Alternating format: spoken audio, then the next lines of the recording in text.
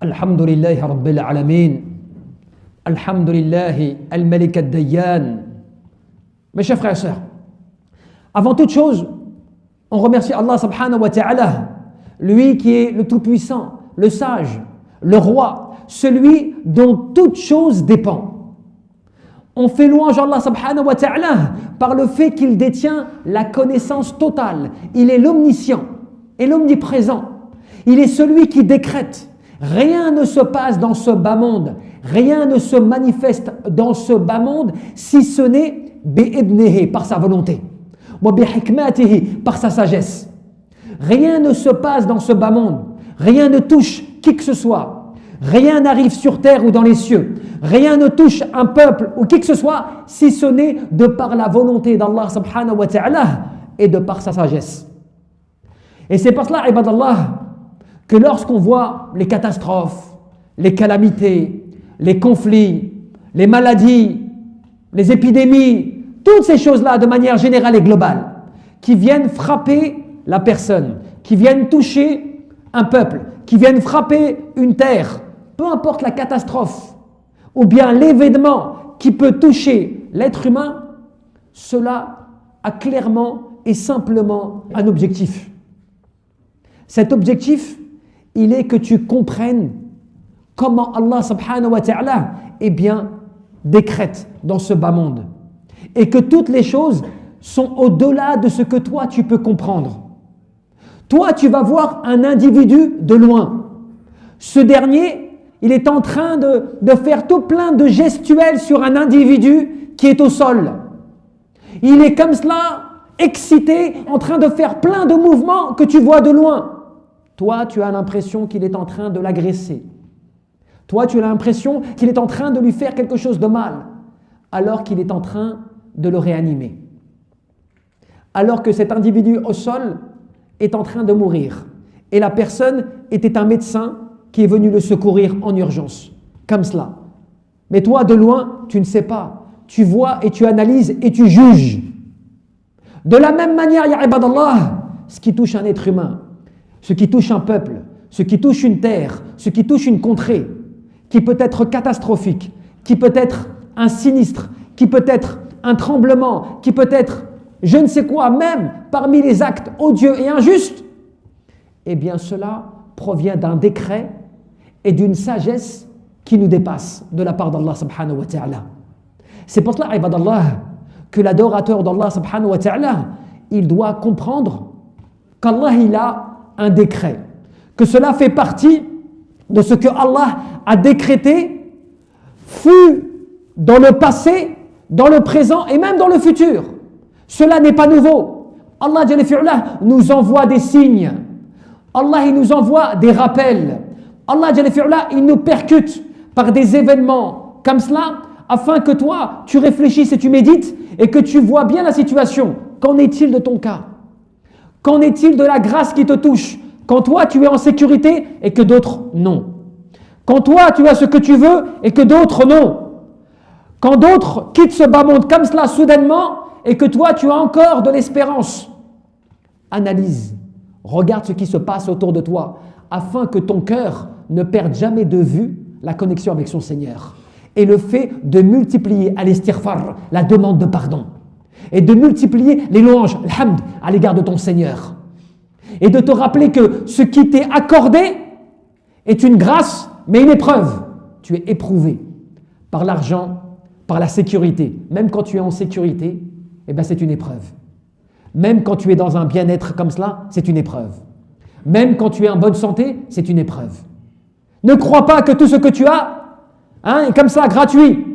Ne crois pas surtout que la calamité et les malheurs et les épreuves, c'est que le mal.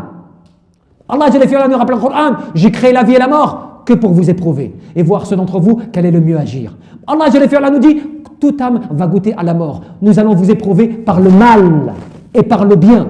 Par les deux, par le mal et par le bien, afin de voir l'épreuve qui va vous toucher, de quelle manière vous allez réagir. À titre d'examen, d'épreuve, d'analyse de votre situation. Pourquoi cela? Pourquoi cela? Afin de faire la distinction entre celui qui est sincère de celui qui ne l'est pas, de celui qui est véridique du menteur, du vrai du faux. Allah subhanahu wa ta'ala doit nous mettre à l'épreuve. Parce que tu sais pourquoi? C'est dans l'épreuve que ta personnalité est la plus claire. C'est dans l'épreuve qu'on voit véritablement qui tu es. C'est comme pour les amis. Ne compte pas et ne vois pas tes amis que lorsque tu es dans le bien avec eux. Vois tes amis quand tu es dans le mal. Vois tes amis quand tu es dans la difficulté. Vois tes amis quand tu es dans la détresse. C'est là que tu vois la différence. C'est là que tu vois ceux qui sont présents en toutes circonstances et en toute situation. Pas simplement quand tout va bien. Pas simplement quand tu n'as pas besoin d'eux. Pas simplement quand eux ont besoin de toi. Pas simplement quand toi, tu es à l'aise ou que tu as de quoi faire et que eux profitent quelque part avec toi de cela. Non, quand toi, tu n'as rien. Quand toi, tu n'as plus rien. Quand toi, tu dépends. Quand toi, ceci. Quand toi, cela. Où sont-ils? De la même manière, Allah Jalla fi'ula, on est tous des adorateurs d'Allah. Mais parmi les adorateurs d'Allah Jalla fi'ula, il y a ceux qui l'adorent quand tout va bien et qui diminuent en adoration quand les choses vont mal. Tu as ceux qui, lorsque, il n'y a pas de problème, ils sont généreux et autres, et lorsqu'ils sont éprouvés, ils changent. Ce ne sont plus les mêmes. Ils tournent la veste. Allah Jalla fi'ula fait la distinction. Il teste comme cela. Cela est là pour cela. Ces calamités, ces épreuves, ces tremblements, tout cela qui te touche, maladie, manquement, détresse, perte de proches, tout cela qui touche ta personne, ta famille, ta communauté, où que tu es, où que tu sois, là où tu vis, tu n'es pas là, on ne te l'a pas imposé dans le sens où tu ne peux pas supporter là où tu es. Là où tu es, tu peux supporter, tu peux adorer, tu peux faire. Si tu ne peux pas, tu dois réaliser les causes pour. Parce qu'Allah Jalla fi'ula, la yukallifu Allahu nafsan illa wus'aha. Allah Jalla fi'ula n'impose pas à une âme une chose qu'elle ne peut pas supporter. Donc, à nous de regarder ce qui se passe et d'être concernés, d'être une ummah, une communauté qui se serre les coudes, qui est dans l'union et qui est dans l'amour de son prochain. Il souhaite pour son frère ce qu'il souhaite pour lui-même. Il désire au plus profond de lui-même que ses frères puissent bénéficier de la même chose que lui a. Pas simplement que toi tu as, et puis les autres, qu'Allah il leur facilite, qu'Allah il leur donne. Oui, mais avec un cœur qui n'est pas présent vraiment. Avec un cœur. Alors nous, on nous dit des fois, oui, mais bon, tu vois, il faut agir. Agis, mais agis avec ton cœur. En priorité, ta sincérité dans ton acte. Ta dévotion sincère. Sois sincère à l'égard de ton Seigneur et agis en conséquence. Allah subhanahu wa ta'ala te donnera le résultat. Allah subhanahu wa ta'ala ne te récompense pas pour la finalité. Tu sais que Allah il ne te récompense pas pour la finalité. Il te récompense pour l'effort. Parce que si Allah Jalla fi'ula, il te récompensait pour la finalité, dans ces cas-là, quand des prophètes sont arrivés à leur peuple et qu'ils ont été tués comme cela, ils n'ont même pas pu prêcher. Yunus alayhi salam est parti voir son peuple, après il l'a quitté par colère. Combien de prophètes ont été chassés de leur peuple et autres? Moussa alayhi salam a dû ramener sa communauté pour quitter Pharaon et autres, et ainsi de suite. Ce n'est pas forcément le résultat qui va primer, c'est l'effort. Quel effort tu fais, ya ibadallah? C'est pour cela qu'il est important de comprendre l'adoration d'Allah subhanahu wa ta'ala, de comprendre que cela émane d'un grand bienfait de la part d'Allah subhanahu wa ta'ala. Ça te lève en degré. Cela n'est pas là pour rien. Cela, tu sais, ça fortifie le patient. Cela élève le degré, les degrés du patient. Cela sont des causes te permettant de rapprocher de ton Seigneur. C'est une épreuve, mes frères, c'est-à-dire que lorsqu'une calamité, un malheur, une catastrophe touche une personne, un peuple ou qui que ce soit, ce n'est pas une preuve que c'est la colère d'Allah qui s'abat. Ce n'est pas une preuve que Allah a banni telle ou telle personne. Ce n'est pas une preuve que la personne est éloignée d'Allah subhanahu wa ta'ala. Au contraire, cela peut être une preuve et des causes, surtout des causes qui vont te permettre de t'élever et de grandir en récompense. Combien de personnes, ya ibadallah, ont besoin d'avoir des épreuves afin de se faire pardonner des péchés? Combien de personnes ont besoin de vivre des détresses afin de se faire effacer des péchés? Combien de personnes ne savent même pas qu'ils sont dans le péché et la catastrophe ou le malheur va les réveiller de leur somnolence? Combien de personnes ont besoin de passer par des difficultés pour pouvoir arriver à un degré et être pardonné? Combien d'entre nous comme cela, ibadallah? Si Allah, il te laissait dans ton état, peut-être tu te présenterais à lui avec que des péchés. Que des péchés. Que tu ne verrais même pas. Allah, par sa grâce, il t'efface tes péchés en te mettant détresse, tristesse, angoisse, perte d'un proche, diminution d'argent, diminution de ceci, difficulté en cela.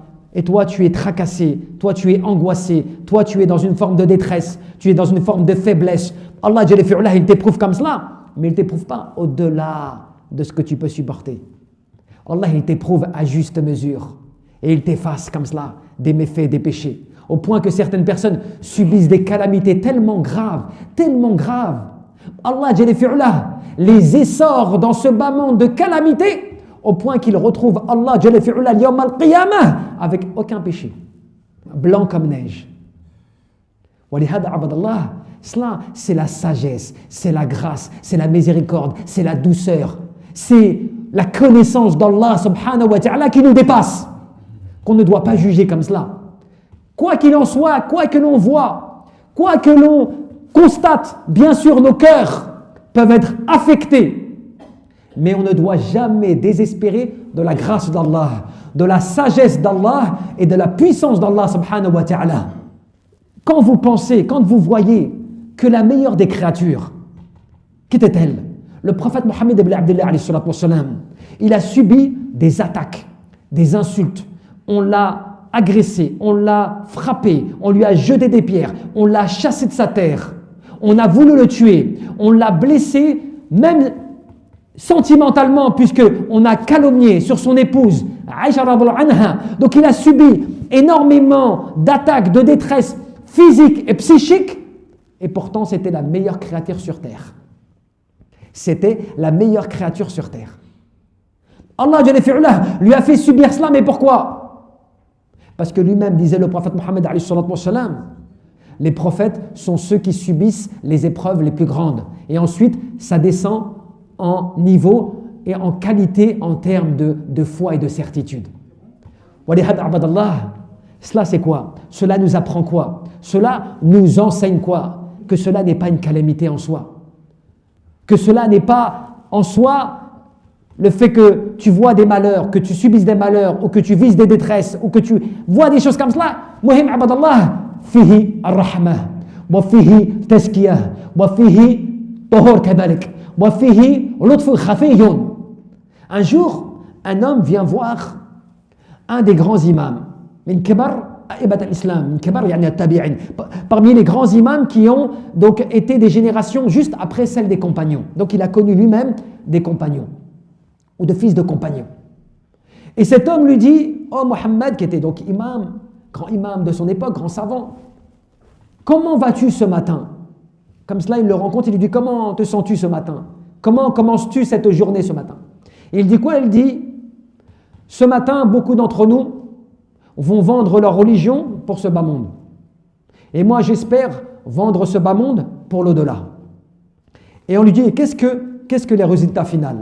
Et que la louange au Seigneur des mondes, puisque quoi qu'il puisse nous toucher en termes d'épreuves, de calamités autres, cela ne fait que nous élever en degrés et faire partir de nous les angoisses et les tristesses.